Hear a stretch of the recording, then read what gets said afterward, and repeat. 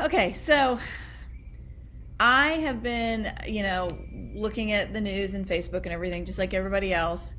And all I hear about is treatment, vaccine, um, what do we do if we get it, blah, blah, blah. Hardly anybody, a few of my friends, of course, because we're all into it, but hardly anybody is talking about what to do before you get it, how to be healthy no matter what, how to be healthy every single day of your life and feel good and not have to take all kinds of prescriptions and stuff like that. Um, I'm not a doctor, but I do all kinds of research. Hey, Stacy. And I just want to talk about, I'm going to try and do little snippets of things that can help.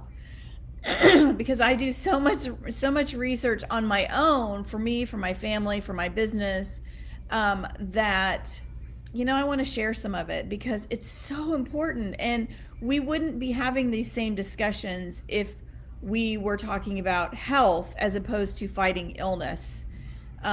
Yes, we have to do that. I get sick still too, but I don't get it to the degree. I don't get it as often. When I do get sick, I'm better able to fight it off because of the things that I do. And I want everybody to be that way as well. Just over the past few weeks, I've just been just compelled to see if I can help anybody get healthier. I have to do this. It's this compulsion. I hate to see anybody living in fear of a virus that they can fight against. And it's true. This is not a death sentence. It doesn't have to be. It is for some people, but that's because they're starting out with comorbidities, which means they're already ill in other ways, or they're taking prescriptions that are really fighting their body's ability to keep them healthy. Um, Again, I'm not a doctor, but I research a lot. And I know what makes me feel good and makes me healthy and happy and all those good things. So today, I'm just going to talk about one thing today, and that is cooking oils. When I started cooking, when I, got married or whatever, I didn't really cook for myself before. My mom wouldn't really let me in the kitchen. But when I first started cooking for myself, we all used vegetable oil. It's just the most normal thing in the world. But it's not healthy. It's really, in fact, it's pretty awful. I'm looking at my notes here to make sure I didn't miss anything. Okay, so everything you'll read about vegetable oil, like in the grocery store, whatever, all the little labels say heart healthy. They say good for your heart, it lowers cholesterol, blah, blah, blah. It's bad for you. I cannot say that strongly enough. It is bad for you. I'm going to read, I printed this out, so I'm going to read a little bit of the process that you get from seed, which is what they do. Vegetable oil is created from seeds. What they do to get from seed to the actual cooking oil. Okay, so the seeds are husked, cleaned, and crushed. Then they are heated and steamed. So you've already heated them up, so you're probably cooking away all the good stuff in them anyway. Mechanical press is used to apply high heat. I don't know if you can hear that. They're doing construction at the shop next door, so sorry if you can hear that. Friction to press the oil from the seed pulp. Okay. Then they are washed in a hexane solvent. Do you really want hexane in your food? I don't. Steamed again to squeeze out more oil. It says, note that hexane is a chemical produced by refining of crude petroleum oil. I don't want that in my food, thanks. And then I'm skipping through a bunch of stuff. There's a big long explanation about how bad hexane is. Okay, then it's put through a centrifuge and phosphate is added to separate the oil and the residue, the seed residue, like the stuff that comes out of it. We've got hexane and phosphate. And then after the extraction, the crude oil is separated and the solvent is evaporated and recovered. The seed pulp residues are conditioned and reprocessed to feed the animals. It's changed into animal feed. So not only are we getting this bad stuff, but cows and chickens and everybody in these factory farms are getting it too. So we're getting a double dose of this nasty stuff. Okay, so we've got the the solvent and centrifuge extraction. Now they got to clean it back up again. So then they put water in. Okay. The hydrated phosphatides can be separated. I know, right, Stacey? Let's see. Oh, and then the gum of it, the gum that you get, is processed into lecithin for food. 3 times we're stuck with this stuff now. Okay.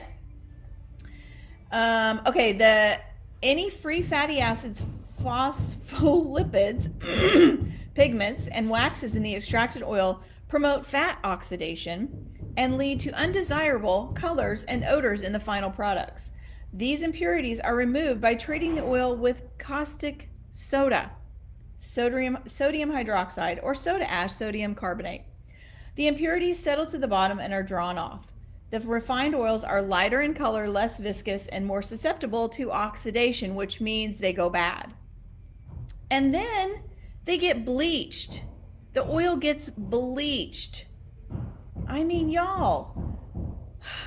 And then, that's not even the last thing. The last step is they deodorize it at extremely high temps, 500 degrees or more, and thereby rendering it, I mean, just horrible to you. Sorry. Also, the process of refining food oils creates an unhealthy product prone to rancidity. Rancid oils in any form are particularly bad for your health because they introduce damaging free radicals into your body. So not only are you getting the chemicals, you're getting the awful byproduct, I guess, of it being rancid and creating free radicals. Free radicals are one of those things that make you sick. So please stop using vegetable oils completely. Stop using vegetable oils. You can use coconut oil. It's very good for you. You can use avocado oil, olive oil. Now, I have to say one thing about olive oil. The thing that makes these oils good, or how you can tell if they're good, is if they harden up in the refrigerator when they get cooler. It's like right now, the coconut oil in my pantry is liquid because it's warm. In the winter, it's hard because it's cooler in my house. But I'm totally skipping around. Sorry. Okay, let me stop again. Let me stop and start that part again. The oils you should be using are the ones, sorry, lots of lovely things floating around the air for me today. Yeah, I haven't quite addressed the allergy kind of a thing yet. Getting there. Okay, so the oils that you should be using to cook with are the ones that get hard when they get cooler. Bacon grease, coconut oil, olive oil, those things are healthy for you. Those are saturated fats. You want the saturated fats. We've been told for years and years and years that saturated fats are bad for you. They raise your cholesterol. Y'all, your brain thrives on cholesterol. It needs it. If you are eating junk food and that's how you're getting your cholesterol, that's bad. Good cholesterol in good grass-fed meat and good cooking oils and that kind of stuff, that's a good thing, and you want more of it. And it will not harden your arteries and all that stuff. That's where this other unsaturated fats come in. So, olive oil, coconut oil, bacon grease, duck fat, all of those things are really great and healthy for you to cook with. Now, I was going to say about olive oil. A lot of olive oils on the market are laced or are diluted, whatever, with vegetable oil. So you need to make sure that you're using one that will harden up in the refrigerator. That's the easiest way to tell. The one I was using, which I thought was all great, and I tried it when I found out about this, I was like, oh, it's not hardening up. So I was eating vegetable oil and didn't even know it. You can look online, you can Google olive oils that are not diluted. I think that's where I found it. I cannot. I'll find the link and post it here. But those are really important. Choose the fats that will harden up when it gets cooler. That's important. These kind of fats, these saturated fats, I've got my notes here, they're best for your health. They feed your brain, I already said that. They also contain antimicrobials. Antimicrobials will fight whatever pathogens come into your body and get in your gut. You've heard me say it a million times, gut health is number one. If you use these good oils, they will help in your journey to get healthier. Trust me. The biggest thing about these oils, the vegetable oils that are so, they all say heart healthy, like I said, our evidence of heart disease and all those illnesses in this country coincide with how much we've been using vegetable oil. When they started telling us that vegetable oil was heart healthy and we all started using it, you can see direct correlation in heart disease and people being less healthy and fatter and just not good, not healthy.